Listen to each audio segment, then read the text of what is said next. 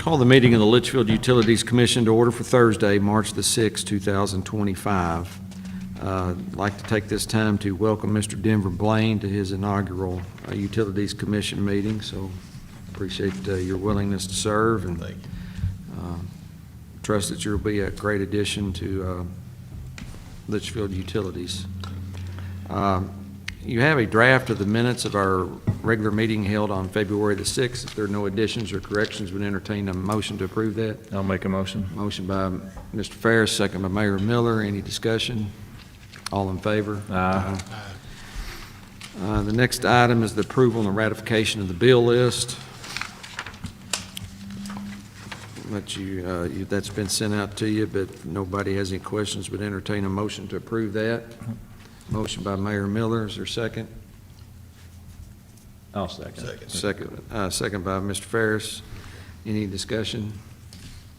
All in favor? Aye. As we normally do, we have each of our department heads come before us about once a year, and we had the four of them do it quarterly. And so we have Mr. Brad Beatty, our gas department supervisor, to speak with us this evening. So Brad, the floor is yours.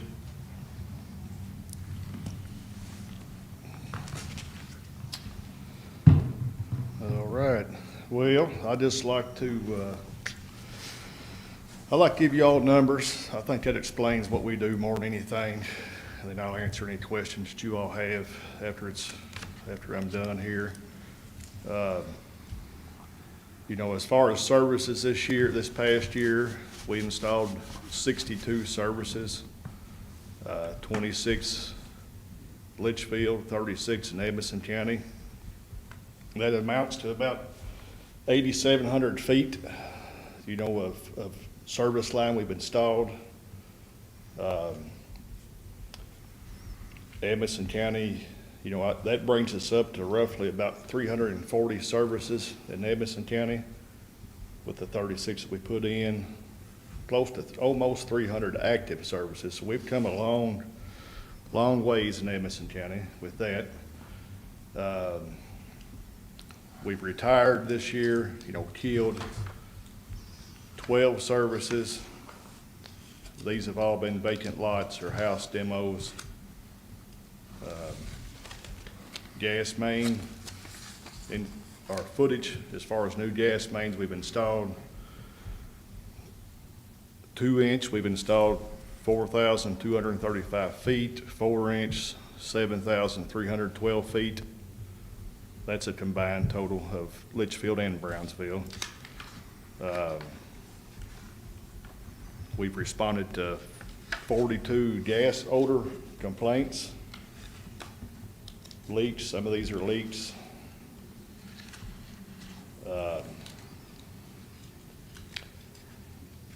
Some numbers you might find interesting, like our unaccounted for gas. I can tell you that in 2020, our unaccounted for gas is at 4%.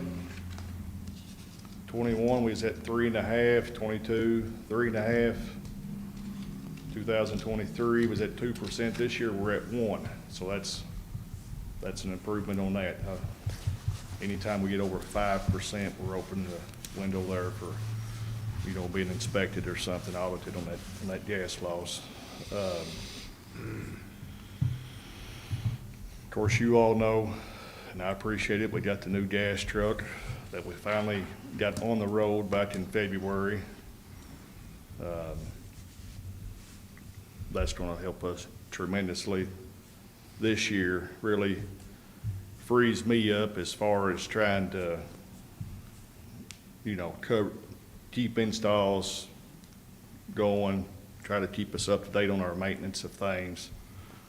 Another thing, when we got before, if we're in Edmonson County or we're in Brett County and get a call a county or two away, we have to drop everything we was doing. We don't have to worry about that as much now. We had hired a guy last year. He didn't work out, but we've since hired another feller. Connor Stone's his name. He's working out great at this point.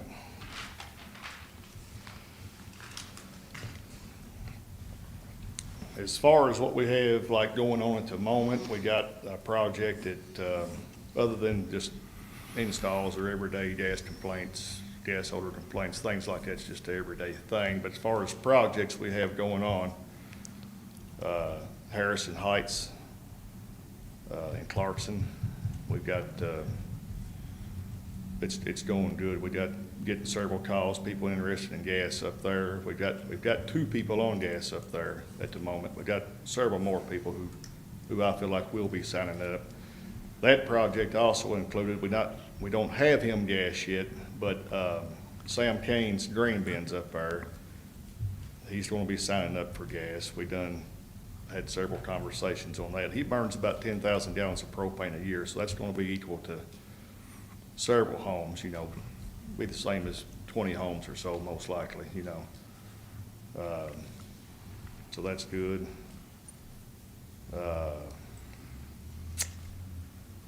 As far as, you know, my goals for next year, for this year, I spoke to y'all last year about having several abandoned gas risers. We hope to be able to get on those pretty hot and heavy now that we can. We have killed a few and hope to be killing several more of them here soon. It's gonna be a busy year. We got a lot of work going on around town. We got the bypass, gonna be a lot of relocates with that on this end of the town.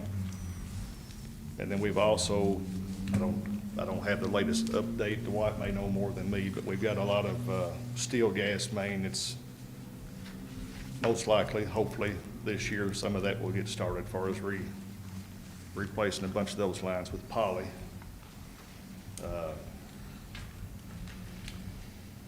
That's really all I have. I'll answer any questions you guys got. Of course, you just now referenced the steel line, and that's usually in our project updates. You know, the mayor and Dwight and I, you know, went to Fulton, what seems like an eternity ago, to have that money granted to us, but they've kind of held it up and just been slow. Yeah, there's no other update. I know that everything that we prepared, Adam's prepared everything that they've asked for. So, you know, it's in DC. And, you know, we talked about it at the last meeting, you know, this new administration may hold it up even more. Who knows? But we're anxious to get that money. We'd like to get that project done. And like you said, it's been a while. Of course, that was, you know, awarded through, you know, McConnell's office was pretty instrumental in getting that money, so. That would be a big help. I mean, as Dwight said, you know, that's some of these steel lines that we're replacing is also some of the steel lines where some of our cathodic readings are getting low as far as protection on those gas lines, and I'm looking forward to getting those replaced. You know, I think it'd be worth noting, you know, we talked about the growth you've had in Edmonson County. It's just maybe a quicker view, and you don't necessarily have to give it. We could even probably get Kevin to address it briefly, but just kind of the history of how we are in Edmonson County. We're doing good. I thought you all might ask something about that. I've actually got some years here broke down. Well, actually from 2003 to 23. Like I said, I think we installed 36 new installs in 24. But you know, you can pick any of these years out. But you know, 2003 we had 4 customers. You jump up, 2010 we had 20. You know, 2017 we had 98. But you jump up to current, you know, we're at about 340. So it's But, really, you know, that's kind of the point I'm going back to is how we got started in Brownsville was that they had received a grant to get gas. I think Richie Sanders was probably pretty instrumental in that at the time. And they basically just couldn't run it or didn't have anybody to run it, and we were experienced in gas. And so that basically was just given to us to run. and we basically did it as a favor, really, to Brownsville. And so, and like, I think Kevin was chairman at the time, probably. When they first started, they could not, they were within 20 feet of the tap, I guess, weren't they, Brad, when we went down there? Yeah. it's- And because they were not a certified distribution company, they could not tap. They couldn't get on the main line. And they didn't have any meters installed on the line. They only had main line, and that's right, isn't it? Yeah, And nothing. Yeah, so we they, put air on it. the mayor of the time contacted us and was interested, and we went and looked at it and felt like we could help them and also help us. Originally, we thought maybe at one time we might get gas from that direction at some point in time if we had to, because the steel line coming from Harned was steel. All of theirs is polyethylene. And they had money left to install a lot of service line and get customers hooked up. And so that's how that started. And I think when I was chairman, we had 90 or 96 maybe customers down there. So we pushed hard then, and they've pushed hard since. And Yeah. growth has came to Edmonds County. All the subdivisions on the Cleviot side Yeah. of the county, that line runs through there. Yeah, obviously It comes from because of the Smith's Grove. Trans Park and all Yeah. that, the southern end of that county is just It experienced is, a lot it of is growth. it is a haul over there sometimes, but, 340 customers is Yeah, quite a few customers. we've held It on makes to it worth it.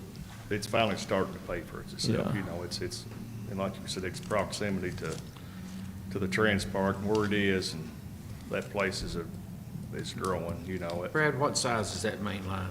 It's 8 inch, 8 inch. 8 inch, yeah. That brings me, I guess, to my next question, and that is, obviously, we get gas to the citizens of Leitchfield through Texas Gas Transmission, and we gather that in Harned, Kentucky, over in Breckinridge County, and bring it over. So the condition of that line, the future of that line, I mean, does the commission need to be planning for a big expense or project along that? And then I guess we can answer that first, and then just a couple other questions after that. It is something we need to be seriously thinking about. I mean, that line has been turned up several times over the years just to keep enough gas to our industrial, our industrial park, I realize had more going for it at one time, but I think that thing's been turned up. I've looked at them records probably like 3 times. We started out around 100 pound and once up to 150, and like I said, now we're up to 250 on the line, just trying to keep enough gas to Leitchfield. The maximum allowable operating pressure on that line, once we reach 300, then we can't turn it up no more. That's all So we got. that's kind of the thought that I was looking for. Yeah. And then, which leads me to, when we talk about expansion, I mean, as far as, we want to make sure that we can provide gas. We don't want to overgrow our ability to provide it or decrease the efficiency of current customers Right. trying to grow to new customers. Right. So, has that been looked at, or what's your relationship, I guess, is it UDI? Is that who's our company that we use to do some? USDI. USDI, Yeah. yeah. What are they doing for you, and do we need to look at them to have any more projects, or? USDI helps keep us in compliance with several things. When we decided to go to them, it was kind of falls back to a lack of manpower at the time. We got patrolling. And what that is, we have to drive our system. That's one of the things they do for us. Our system, you got business districts and rural districts, they have to be patrolled on a monthly basis, once a month. They do that for us. They keep us, they checked our rectifier stations and keep our cathodic protection in compliance, let us know when the numbers are low. They do the yearly inspections on our regulator stations as far as checking our lockups, you know, making sure our regulators are functioning like they should. They do our leak surveys. Leak surveys is something that you have to do business district every year, and then the rest of it's every 5 years, but it's the way we got it configured. They're here every year doing a leak survey. What else they do? Of course, they're always my go-to people as far as any, you know, say we have a steel line, have someone that runs over a steel line in Brett County. You know, they get my welders. They're my contact for my welders. I'm sure I'm leaving something out, but they do a lot for us. If it weren't for them, we would be tied up a lot more, you know. But I think us as a commission, what I want to express is that we need to be careful of our expanding our web and our market to where we know we can provide it. Right, and I think, I feel like unfortunately, we're in a safer position right now because we've lost a lot of industry. A lot of our big users, MTD used to use gas for production, Gamma-Hallsville, you know. Exactly. Fixing to lose a cheese plant. It takes a lot of residential customers to ever equal the kind of gas usage them guys use. Right. But, you know, if all them factories were back up in full production and operating like we once had, and then, you know, the idea at that point of introducing getting some other factory in here that uses a lot of production gas, we could be in a That's my tight point. spot. I mean, we want to have some reserve there to accommodate an economic opportunity if we have one. Yeah. Yeah, we definitely, that line me and Dwight talked about the other day, it's getting some years on it. It's old, 68 or 69, I think, when that was put through. Right. So, it's just, and you know, that's another thing too, you know, I know we're talking about way out, but if we ever do end up replacing, some of that 6-inch steel line over there, obviously you want to go with a bigger line. And in doing that, of course, I'd have to, you know, crunch some numbers on that, talk to the right people, but I know a little bit about it. You get a bigger line, obviously you got more volume there, but we could potentially cut that pressure back. Instead of operating at 250, you know, anytime right. you have a gas leak, something hit, you're losing twice as much gas. So that's I another. think that's a good goal for us to have Yeah, at some it point is. in time. It But is. I've had a conversation with Matt Baker fairly recently about, I think a conversation needs to be started here about an additional line coming from Harned through Peter Cave Way, and let them, you know, and connect those. That way if we have to do any repairs out here, I think, of course, we're talking about the wastewater treatment plan, and we, but it is a project we need to start talking about. Y'all need to start talking about it as a commission, because probably within the next 10, 15 years, that probably needs to happen.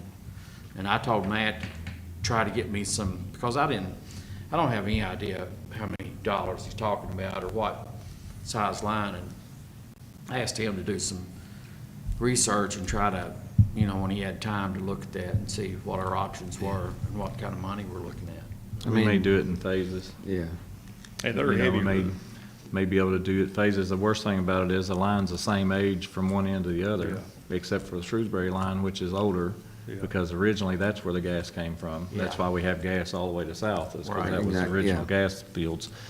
But, you know, you may look at doing it. The government's pretty hot and heavy right now too on these old steel lines and leaks and stuff like that. There could be some money out there for that, you know, at some Yeah. point, you know. and there's certainly been a change in attitude to that, because at one time, and just not too far in the past, natural gas was kind of a taboo topic, you know, Yeah, acting like they were going to just basically outlaw it. yeah, And I think the attitude toward that's changed. yeah, I mean, it is a clean fuel. yeah. I can tell you that on these coldest days, I've checked, you know, we got down there hovering around zero there a time or two.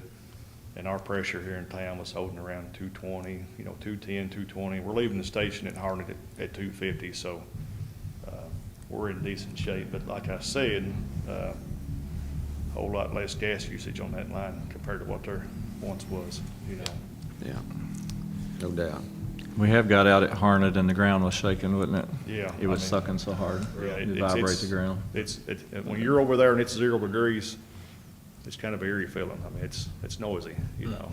If you've never been around it, you know it. Brad, Right. you asked about or you touched on cathodic protection, and you're looking for a place to put a rectifier in McDaniels, right? Yes. Have you had any luck on that? Well, I had recently started addressing that. Like I said, we've been covered up, but the spot that USDI recommended for us in their study, you know where I'm talking about, Kevin, used to be Jake's Archery over Mhm. there. Well, Jake has since died, and that ground is tied up in some type of estate of some type. I talked to some woman the other day on the phone, just trying to see who I need to talk to, or she just wouldn't have nothing for me talking to her. So I do have a feller over there, these two guys over there, some Crichelos, they got chicken houses over there. They're both big customers of ours. And they have some ground, well, actually both directions from Jake's, but the one I was looking at is kind of halfway between Jake's and Ben Johnson's school there. And I've not reached out to him yet. I've looked on the maps and looked at what he owns and found 2 or 3 spots that I think would work out good for that station. And I've contacted USDI just to make sure if we move up the road a half a mile that will still be okay. And they seem to think, yeah, it's fine. But I need to reach out to, it's either Sam or AJ Crichelo is who I'm hoping to talk to soon. And if I know him like I think I do, I think we can work something out. How big an area do you need? I don't remember how much Yeah, area it's was that. it's kind of odd. It's not very wide. It's like 6 feet by 230 something feet, I think, if my mind. And we got to have a pole. The ideal is to have an entrance, to have a pole there nearby for a transformer and a rectifier box, and to have the ground there for the anode bed close by, And one of the reasons why they picked out Jake's location right there is because the ground kind of lays wet right there. With an anode bed, you kind of want some wet ground. You don't want something up on a knob, But I will be working on that. We're in compliance now. That was one of the reasons why that study was done, and figured we need to do that is because our cathodic protection numbers had got down some. But when they come in and done that study, we also found some services where the spuds, the insulated spuds were shorting out. We replaced several of those and got us back in compliance, but there's not much cushion there. We need that rectifier station to boost them numbers. How many rectifier stations are on it now? We have 2, and that's the one thing of it. Is there one of them at Kingswood? No, well, it's close by. One of them's out here by the radio station, this side of the radio station, and the other's between Kingswood and Harnett. Yep. Okay. Yeah, and that's, so Jake's is kind of a middle spot there. They're kind of working against each other is what they tell me. Of course, and as that line ages, that's what your rectifier, your cathodic protection does. When you get bad spots on your line and stuff, that's what cathodic protection is for, is to protect those spots. And, as your line ages, you need more current on your line to kind of keep those numbers up. But It keeps the earth from eating our line away, basically. yes, it does. It's kind of have to study that stuff to really understand it all, but it does. It puts a kind of a charge around that line. Anybody else have anything? Brad, we certainly appreciate your work and appreciate that report to us, and it allows us to document and think about the future. I mean, it's the thing about our body. We have to be very long-term planners. Yeah. You'll get some major money with some things there. So, All right. Appreciate it. Thank you, Thanks. Brad. Thanks, Brad. See you, Brad. The next item of business is the election of officers. That's basically chairman, vice chairman, and then secretary treasurer. Historically, we've kind of done that by acclamation, but we have a vacancy, so we probably need to do that one at a time. So I guess the floor is open for chairman. I'll nominate Robert Crawford as chairman. Is there a second to that? I'll second that. Second by Mr. Denver Blaine. All in favor of that? Next would be vice chairman, I'm like Lori, or vice chairman. Vice Chairman. Kevin, would you take that? Would you do that? Yeah, I'll do that. Nominations for Kevin to be the vice chairman. Is there a second? I'll second it. Second by Denver. All in favor? Aye. And then for secretary treasurer, which is Lori, is there a nomination for her by Mayor Miller? I'll second it. Second by Mr. Ferris. Any discussion? All in favor? Aye. All right. Under unfinished business, Dwight's kind of already alluded to the fact we don't really have anything new in project updates unless you've got something different than what you told me today. No, nothing new. Still hurry up and wait. Yeah. As I alluded to at the last meeting, and then Dave's gone ahead and done it, I guess what I'd like to have is a motion for me to go ahead and execute, there was an agreement that Tim Landock has sent down to take the place of Accenture or Insight Energy, who's getting out of the municipal business, and May 1st would be their last date with us. So Tim Landock, who's a retiree and has a good resume of Constellation Energy, he'd be doing this on his own, and it's an agreement for, we currently pay Accenture $1,250 a month. Mr. Landock's going to start out at $1,000 a month to provide the same reporting. And Dave redid the agreement to make it basically a 60-day initial period. And then after that, it would start renewing for, 6 months, didn't I do it that way? I think, 6 months, and then it could be terminated with 30 days' notice. Would there be a motion to grant me the authority to sign that agreement? I'll make that motion. Motion by Mr. Ferris, second. Second. Second by Mayor Miller. Any discussion? All in favor? Aye. All right.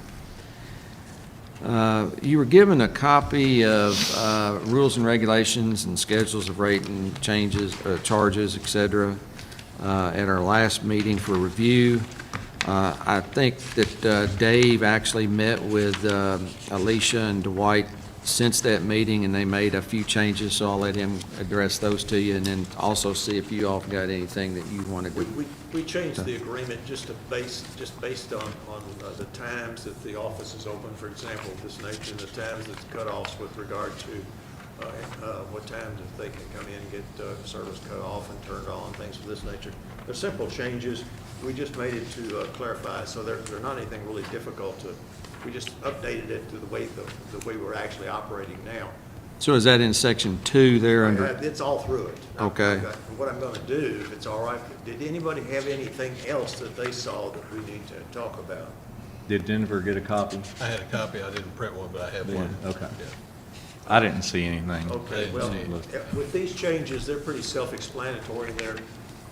They're just based on our present way we operate and the way we need to operate. So I'm going to put that together then, if it's all right, and I'll make actual, the document that I'll have for you next meeting will be the one that you'll need to. And that's handed to every new customer, correct? Right. Now, And it's it's not only now going to it be was. that, but what we're going to do is we're going to put it on the website too, if they haven't done it yet. No, she can't do that. No, can we she? haven't done it yet. She won't do it till I get my file. Right. I'm getting ahead of myself. But we also want to put it on the website. Every new customer will be given a copy, so everyone will know and have it, and it'll also be on the website. So I think with this, we're going to have it be in pretty good shape. Any other questions or items on that? Any other unfinished business? New business? I don't. Do we have anything? The next chamber luncheon is Thursday, March the 13th. Let Lori know by Monday if you plan to attend that as a member of the commission. You have in your packet a copy of the January 2025 financial statement. Of course, that's a 7-month period. Please review that if you have any questions. Obviously, Sabrina's a good place to go with any questions initially, or you can ask Dwight about budget items or anything like that. So, but that's for your review to approve at our next meeting. That will be March the 20th. Any other business?